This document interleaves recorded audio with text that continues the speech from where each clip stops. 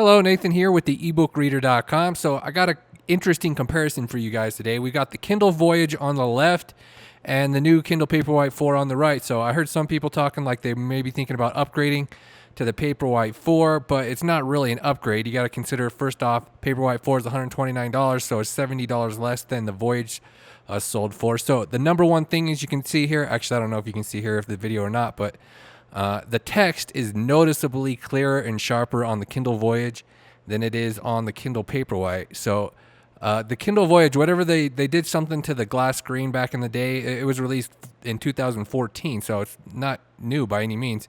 They've actually discontinued it more or less at this point, but they did something to the screen to make it a lot sharper, clearer than the newer screens. So even the Kindle Oasis, it's more in line with the Paperwhite, though I say it's a little bit clearer than the Paperwhite. But the Voyage still has the clearest screen of any Kindle.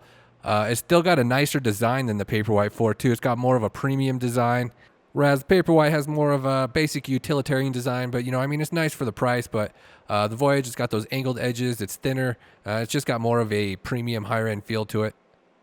The only issue with the Voyage is it's like known for having more variances with the front light. So when I first got the Voyage back when I did the review in 2014, mine had a dark area in the front of the screen, so I never really connected with the Voyage, and I got rid of it after a while.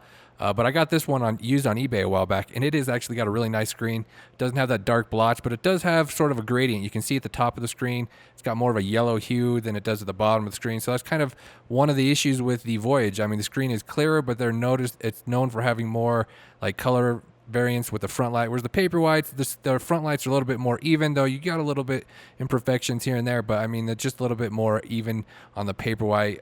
The lighting seems to be just a little bit brighter on the Voyage at full brightness levels, and it's just a little bit clearer as well, like I was saying. So like the text just seems a little clearer when you got the front light maxed out like that, and at the lower levels. So one difference with the Voyage is if you turn the front light all the way down, it's still on like a very small amount. You can tell in a dark room, whereas the light on the Paperwhites, they made it so it turns completely off at the lowest level. Another difference with the Voyage is that it has the auto adjusting sensor, so you can enable auto brightness and it'll automatically adjust. But one difference with the Paperwhite 4, they added that inverted text mode, so you can use the white text with a black background if you wanted to use that. So far that's not available on the other older Kindles at all, just that and the Oasis. So as you can tell, speed and performance seems to be exactly the same on these devices for the most part. They got the same reading features.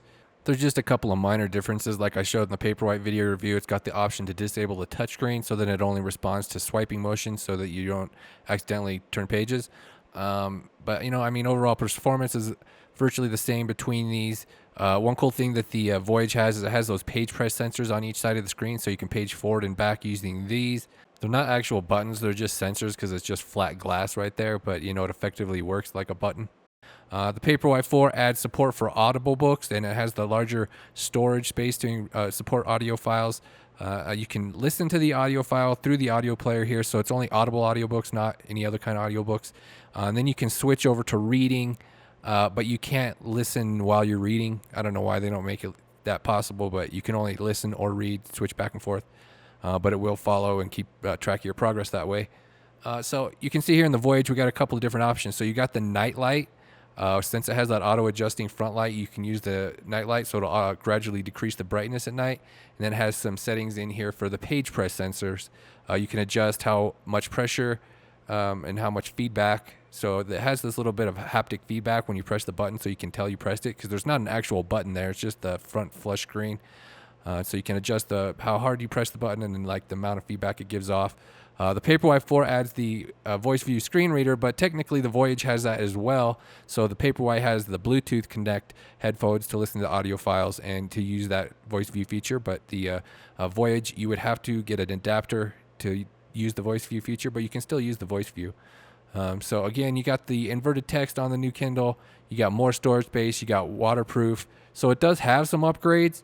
But as far as the screen goes, the screen is definitely nicer on the Voyage than it is on the newer Paperwhite. The text is noticeably darker, the background's lighter, so just overall has better contrast. It's kind of like the infrared e-readers back in the day. They didn't have any layers over the ink screen. They're a lot clearer anytime you add in layers.